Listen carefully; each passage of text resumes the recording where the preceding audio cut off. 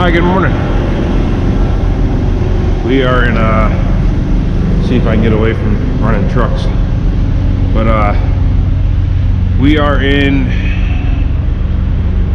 Brazil, Indiana. It's 1 o'clock in the morning, Tuesday. It's a balmy 37 degrees outside, and this back here is pathetic. Look at all the damn trash back here. There's a trash can right there. There's a trash can right there. I mean, there's a whole bag of someone's clothes. The amount of piss bottles back here is astonishing. Just astonishing. There, oh look, there's another trash can right there. And all this trash back here. Come on, guys. This is pathetic. Anyway, another load of tanks. This one's a little odd because we got the pallet back here. Yeah, we got the pallet back here. We also got, I'll show you in a little bit. We got just two of the regular sets of tanks that I usually haul, but then we got round tanks, and then we got another pallet up there on top. Running good. Truck's running good. We're pulling fuel off both sides, which is a good thing. Last week we made it to, where did we make it to last week? Last week we made it to Knightstown, Indiana. And I had to stop for fuel twice before I got to Knightstown, Indiana. I didn't have to get fuel from Syracuse all the way to here. So we're doing better. Things are looking up. Abby's got us picking up tracker boats out of Missouri. This load's going to Branson, Missouri. I'm about 6.5 hours away. We're gonna stop, get truck wash in Effingham. But yeah, we're picking up 2 tracker boats out of Missouri. I can't remember the name of the town, but I'm sure I'll remember it later. But we're picking them up. They got to go to Connecticut, and there's a storm coming, so we're kind of got to move with a purpose this week. We got to get loaded today and get turned around heading back east so I can be ahead of that storm. They're expecting up to a couple feet, I think, all the way across. They're talking snow and ice all the way from Dallas all the way to Maine. So we got to go.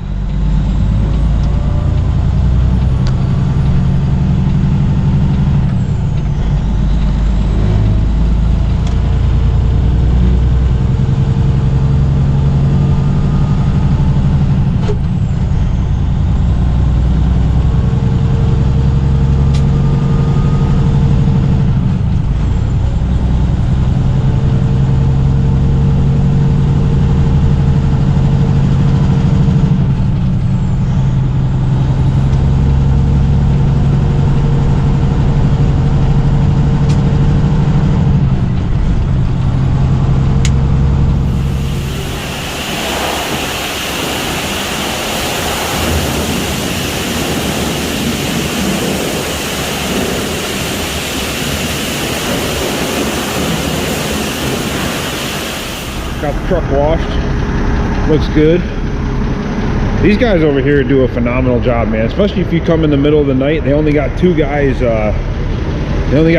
Working on it, and man, they do a good job.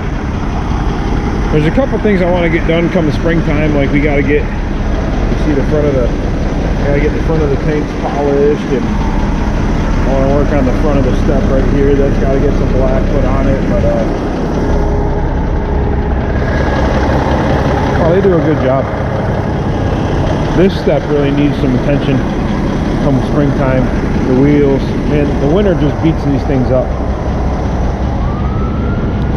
But man, they do a good job. We gotta get on the road. We only got about 5.5 hours left to go. You see that gentleman right there that's pulling out of the driveway right now. He come over and talked to me, was asking what's on my trailer, and you know, he did give me a couple compliments about the 579. So that's good. Tanks are doing good. Only got about 5 hours to go. Get unloaded about 7:30 in the morning Central Time, and then Got about an hour and a half deadhead. Come back here and check on these boxes because, well, they did a good job not getting them too wet. Good. Like I said, we got about an hour and a half deadhead over to I can't think of the name of the town. Again, that's twice now, guys, I've done that to you. But it's over, it's a tracker. What is this thing? Huh. Somebody dropped their knife. Huh.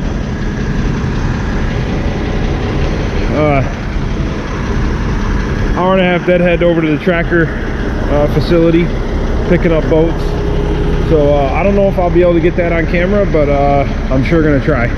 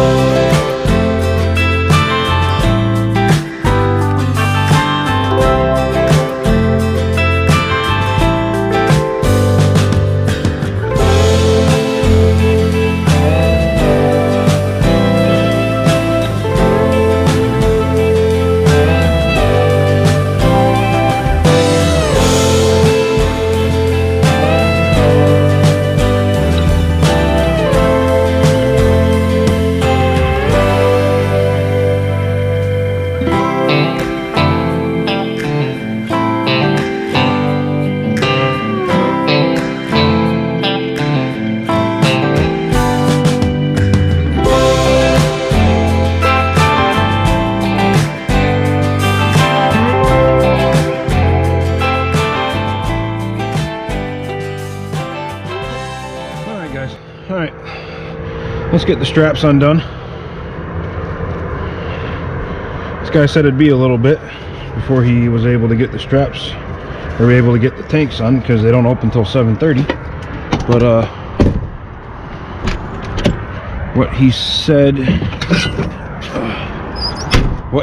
he's going to end up doing is just push them off anyway, so it'll be a quick unload.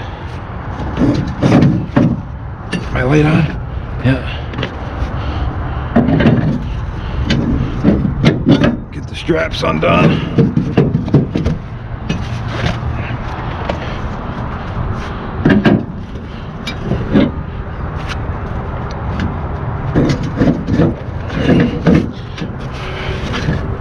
Well, I thought Blue Beacon did an okay job with the truck. I mean, the tank still got some stuff on them. Mud flap hanger still got some stuff on them, but oh well. At least I got the salt off of it. Get these off.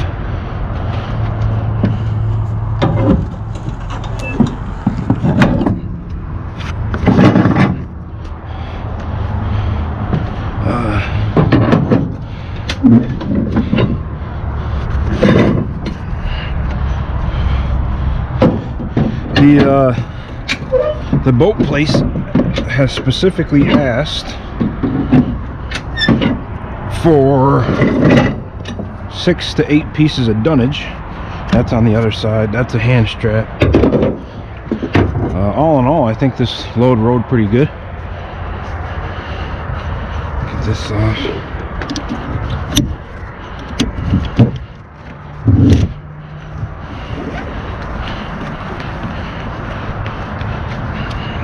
Beautiful here in Missouri. I think it's like 55 out. Couldn't ask for a better freaking night or a better morning.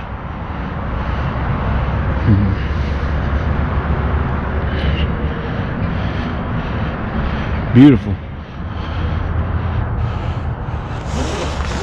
Wind up a couple straps.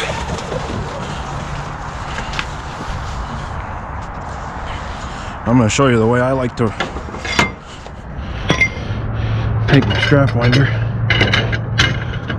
put it right here on the frame or on the rub rail. Now the way I like to do it is I like to roll them up so that when they unroll,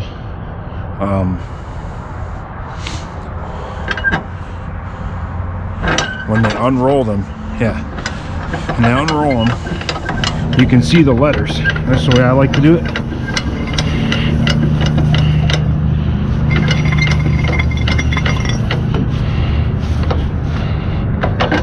So you see, when they unroll, you can see the letters, and it gives you the working load limit and everything for the strap. So you roll them, letters in, hook out. That's the way I like to do it.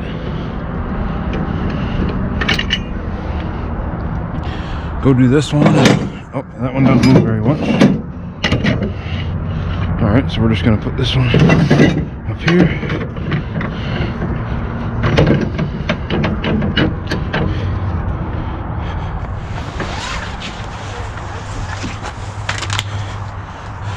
So you roll this over, letters in. Let's tighten this up. Undo the hook. Throw it out there.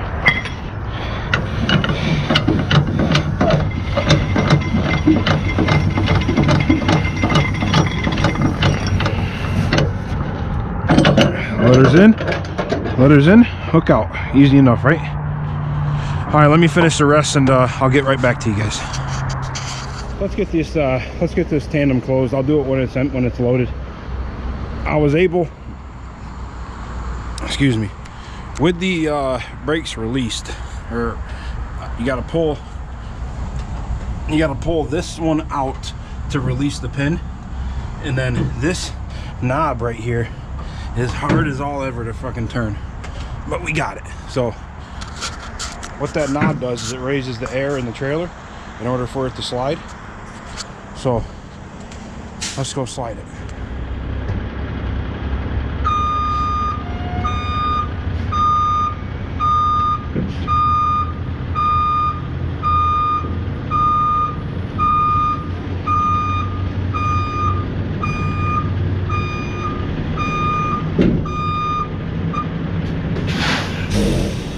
Now you see they're closed, so what I'll end up doing here is you gotta push this back in. So now you see the pins are out, pin is out. Turn this back to, all right, I needed 2 hands to turn that, so you see how I put that back down to normal ride. So now the air is being let out of the trailer. So now I have closed tandems. Easy as that. All right, quick and painless. Been here for an hour. Most of that was waiting because they weren't open. So, all right, let's get out of here. Hey, one other thing I wanted to tell you guys. You know what's funny about Branson, Missouri? Is that it's probably the middle of the United States. I don't know if you can get much closer to the exact middle of the United States, but it's pretty close. And what do they put in Branson, Missouri? Out of all things, a Titanic museum is in the smack dab center of the United States. I couldn't believe it either. But let's head up. We got, I thought it was an hour and a half deadhead up to Boulevard, but it's only an hour, so we'll be up there a little earlier than we thought, which is good because I want to get the hell out of here and start heading back because it's supposed to snow like a bastard here. Even the guy that unloaded me was like, hopefully you can get out of here, and I will. But anyway, let's get up to Boulevard.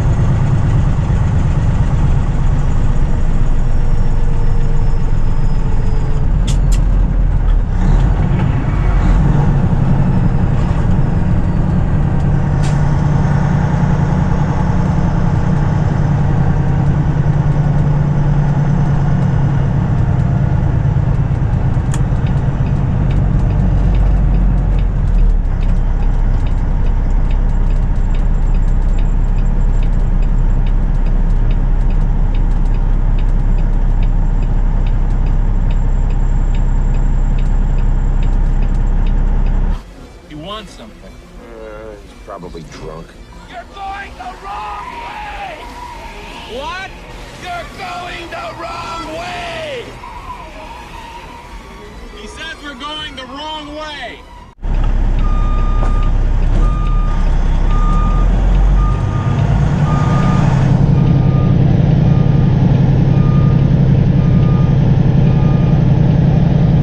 Pulling right here, and I'm gonna get you know we gotta check in.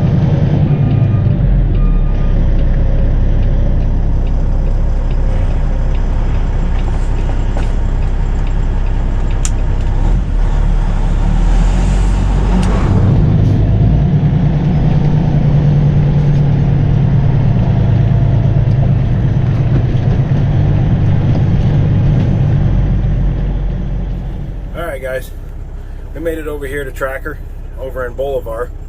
From what I can tell, I'm going to be getting 2 pontoon boats. You can see that guy right there is unloading them right there. I think that everybody in front of me is unloading them. This guy in front of me is getting loaded, but there's 2 trucks in front of him that are getting unloaded. You can see the one going around there. I don't think I can film here, but from what I can tell from their securement is you got to X the front and the back. That guy had the wheels taken off, but the guy in front of this red trucker in front of me has the wheels on. So the wheels are on that guy right there that's getting unloaded. So I guess we're gonna figure it out. All right, guys, I'm done for the day. We made it over to here to Rolla, Missouri. We got these pontoon boats. Oh, sorry. We got these pontoon boats. Kind of an interesting load. The securement is one of a kind. I'm not gonna lie. I don't mind doing boats, but the securement is funky. Took them about what did it take them? 2.5 hours from the total time from being there till I left. But let's see. So the securement is that they put these straps on there. They put these straps on there before they even load them, and then all I had to do was secure them. So X strap in the front, I had to supply my own dunnage to put the tongue on. The back one had to be doubled up because that little ledge right there, it would have hit. So yeah, these can't be really that tight. Kind of like the same as doing sheetrock. You can't really tighten down on them too much, but this boat is the same way. X on the front, X on the back, X on the front, X on the back. And then what they said it's only required to do one strap over the trailer, but I did 2 on the back only because of that tongue with the dunnage. Edge protection on everything, rut carpet on anything. You have to, they give you a sheet, and yeah, they give you a sheet. See, these are pretty loose right here. I just got here. It's about 1:45 in the afternoon, Central Time. See, yeah, I got to do that one. So I'll tighten that up. The back one's 18 foot, front one's 16 foot. I got the engine there. The one thing I did notice, I'll fall off the curb. The one thing I did notice on my inspection, they give you, like I said, they give you an inspection sheet. And you got to go over everything, like every nick and scratch. Like you got to mark it, or else it's on you. This one's pretty tight. Yeah, see the front one. I only did one securement over the trailer because it was up on the step right there. I'll get a picture of it for you guys later, but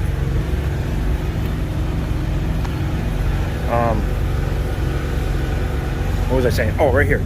So on the inspection, this was down. The engine was down, and it was sitting like right there. And if it bounced down the road, it would have damaged it. So I caught that on the inspection. They ended up just putting it up like that. But anyway, guys, I'm probably gonna end the video here. We're gonna head out at 12:45 in the morning. I'm trying to beat this storm. Hopefully I can make it, but I'm gonna end the video here. Appreciate you guys watching. Hit that subscribe button, and see you next time.